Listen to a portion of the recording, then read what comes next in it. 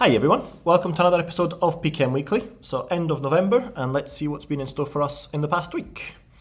First up, Obsidian. They've released version 1.10.6 for the mobile and the desktop versions, and that is available now to everyone. And it includes a few highlights, fixed external links overflowing, right to left languages have been sorted out a little bit more, a few bases fixes, and Canvas fixed the YouTube embeds no longer working. And as usual, if you want to see the full changelog, because there is quite a few things that have been fixed, you can see it here, as well as the mobile one somewhere else over here. So you can see everything that has been fixed or updated in version 1.10.6. Nick, he's uploaded a video that he says, if I lost this setup, I would stop using Obsidian. And he basically looks at Obsidian from a beginner's point of view or existing users and talks them through of how he basically structures his notes to get the best out of it using his ACE philosophy. And you can see the video here. So 20-minute long, how he does it, prioritizing project, managing projects, using workspaces, capturing ideas, daily notes, and a few other things as well as using the mobile, just so that then we can be up to speed and use Obsidian as efficiently as possible for 2026. So thank you for that, Nick. A couple of interesting Reddit posts that I came across. So taking notes in Obsidian for learning Python or any other language, in fact. So OP posts that they were using various different notes, and now he's come across Obsidian, and the way he does it is he, on a weekly basis, daily basis, he just basically puts his notes in Obsidian to track how he's getting along in terms of the learning. And you can see the full comments here. There's quite a few of them, although the best one was, Obsidian users will do anything apart from doing the actual work. So quite an interesting comment on that one. But if you want to get some ideas from how OP does it, definitely check this post out. And the other post was Board View plugin beta in works. So it's being reviewed to be added to the community plugin store, but OP has developed a plugin or a Kanban board to use with bases. And as you can see, it's got the various different columns. He's tweaking it live, deleting things, changing things, and then you can even rejig certain items between the different columns, different views, different groupings, and various different things. And if you want to check out the GitHub link for full details of how that's come about. And it should be within the App Store or the plugin store soon enough. So that was Obsidian. In Capacities, there's been quite a number of updates for the November release. First up is choose your own AI model provider. So you can now use OpenAI and others, Anthropic, Google, Mistral, or XAI. And in fact, you can now plug in your own API keys to use it. So that's a great update. They've got Kindle integration, so you can now bring your Kindle highlights through the email integration, I believe it is. Web Highlights 2.0, so it's now been updated just to have better web highlighting that you can bring into your vault. And if you want to see it live in action, you can check out this video by Beth. And they've also integrated it with Raycast for Windows, so you can search your notes, add to your daily note without having Capacities open using the Raycast for Windows app. And if you want full details, because there's quite a bit there, you can find it here and see videos and documents of various different updates that have been implemented by Capacities team. So that is great to see from them, so hope they keep up the good work. Tana, they released the latest Tana Currents chat between Matt and Brage, and that's for November 2025. Gemini 3.0, progress, mobile widgets, and a lot of other things were discussed in the video. So definitely worthwhile checking out if you haven't already done so. And there is a live build session of compound journaling. So Mark will talk us through how to review and build a workflow in Tana that turns daily writing into clarity over time, moving from raw notes to weekly reflections, etc. So what we'll aim to cover in this session with Mark is capture and merge daily entries, extract entities like people, themes, etc., build review nodes, and surface long-term patterns. And that is occurring December 3rd, next Wednesday, or this Wednesday coming up. And as usual, you can register using the Luma link on here. Logseq, finally, a bit of an update from the devs. So this is a good update, and they've published the roadmap. So let me make it a little bit bigger. So we can see where they're at, 3 stages, individual, team, and who knows what the third one is. So that's quite nice, a bit of a redacted and a bit of mystery there. And what the plans are, at what stage they're at. So now they're testing the real-time collaboration and mobile alpha testing. So that is great. So hopefully something will be released at some point in terms of the database. and you can see various different features, where they're at, end-to-end encryption's been done, histories, APIs, different views, galleries, Kanban, calendars, exports, publishing, directional fields, etc., etc. And one that was really interesting is this one here, research two-way sync between Markdown and dbgraph, which I think is a lot of what people want. So they want to keep, they want to use the flexibility and updates of the dbgraph, but at the same time want to keep notes in Markdown. So hopefully Logseq will be able to do something.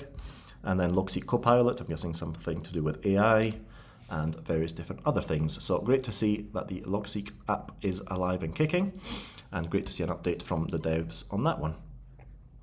And there was also a post from Danzu on Twitter where he's talking us through and showcases the DB mobile app. So clean home, gets you in the journal so you can see what it kind of looks like.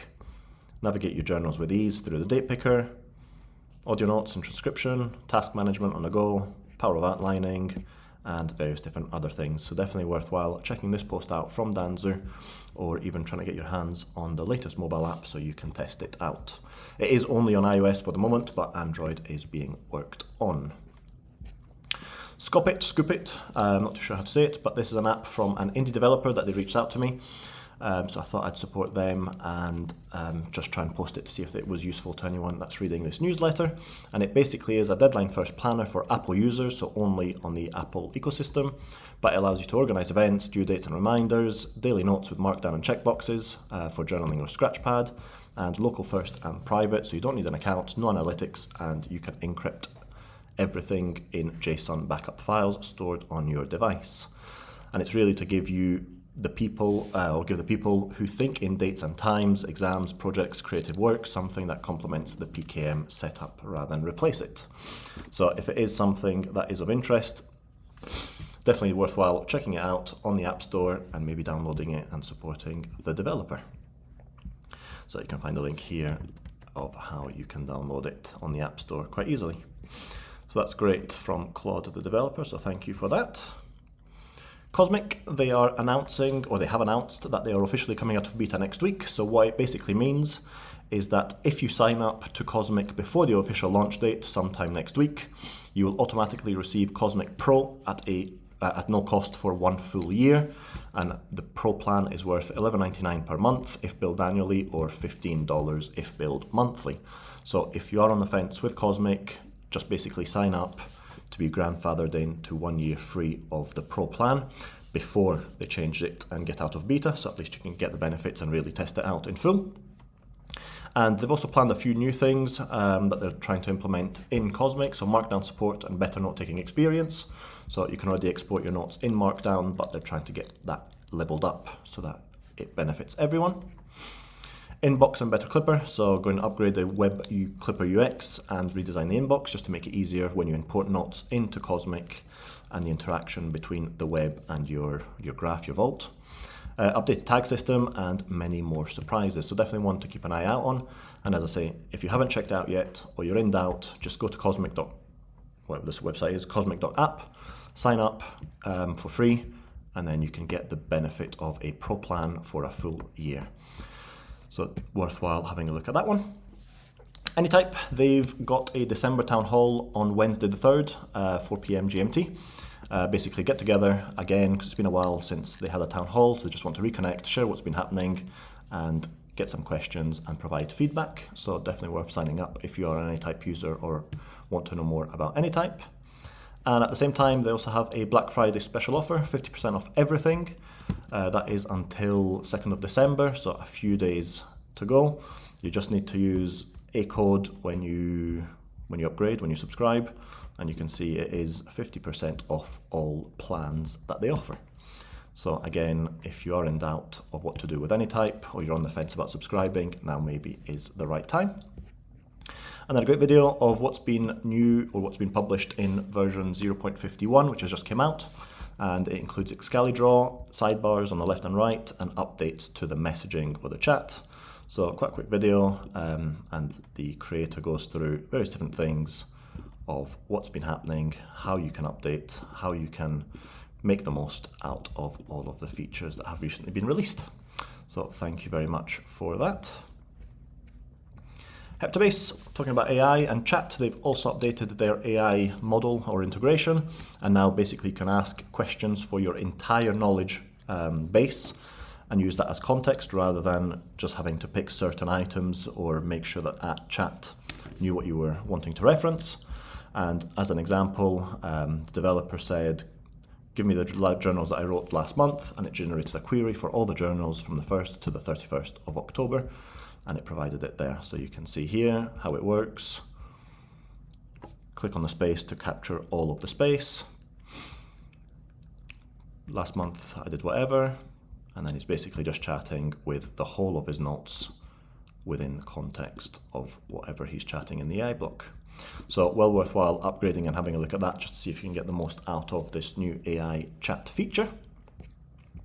MyMind, a bit of a quick one, 30% off Mastermind annual plan, and this is the only deal we do all year, and it ends December 8th, so if you do want to make the most out of this deal, 30% off, you can see here, annual plan, and it basically tells you how to upgrade and what you do to get the most out of the deal. So worthwhile having a look at that one if you're unsure about MyMind or upgrading the subscription. As you wished, you can now replace your product card images. Save a product with the MyMind browser extension, and it automatically shows up as a lovely product card in your mind. And look, it auto-sorted into my wardrobe smart space, which I'm using as a fashion mood board. But while the card looks nice, this image doesn't match the others in my space. Let's drag and drop a different image in, and now it's consistent with the other. Quite a nifty feature that MyMind has implemented.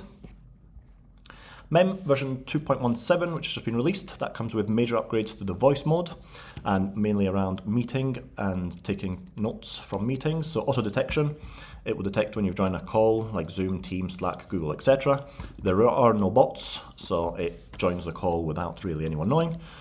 Ethically, I'm not 100% sure how that works, but anyway, that's by the by, and it's locally and private, and auto-stopping, if you forget to hit stop, Mem will automatically stop it once it hears silence or it doesn't hear any voices. And they've also introduced back-to-back voice mode, which is you can jump straight into a new note and start recording immediately, and Mem automatically wraps up your previous sessions and switches you over instantly. So that's great if you have rapid ideas in your mind and you just want to get them out. And if you follow the Twitter link, you can see the updates in a bit more detail of how they work and what you can do with them. So some great stuff from Mem on that one. I didn't find any Black Friday deals or Cyber Monday deals, but who knows if they will publish anything. And Craft, so a bit of a huge Thanksgiving update, packed with a lot of things and especially a 40% off, so you can still get that.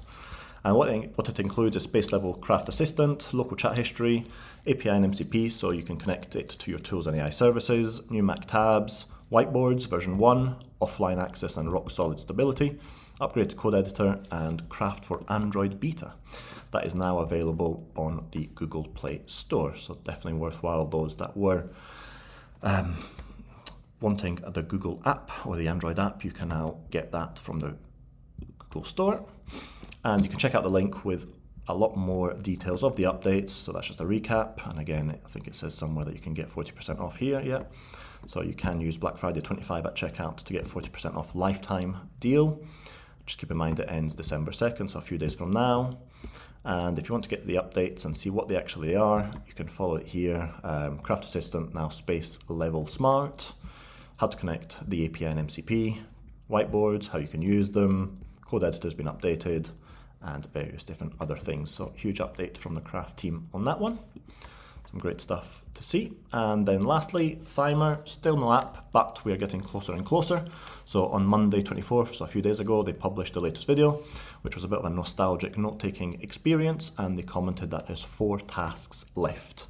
And the cool thing is, if you look into the video, once it loads up, you can see productive week, and they've done a few more things, getting closer and closer. Previous week, 6, current completed 2, and then he calculates it on the fly with an inline calculation, which I thought was very cool of how that happens. So some great stuff on Thymer.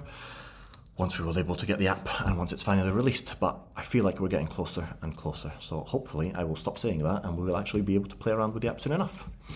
So that was it for this week. So as usual, thank you very much for watching and I shall see you next week. Thanks, bye.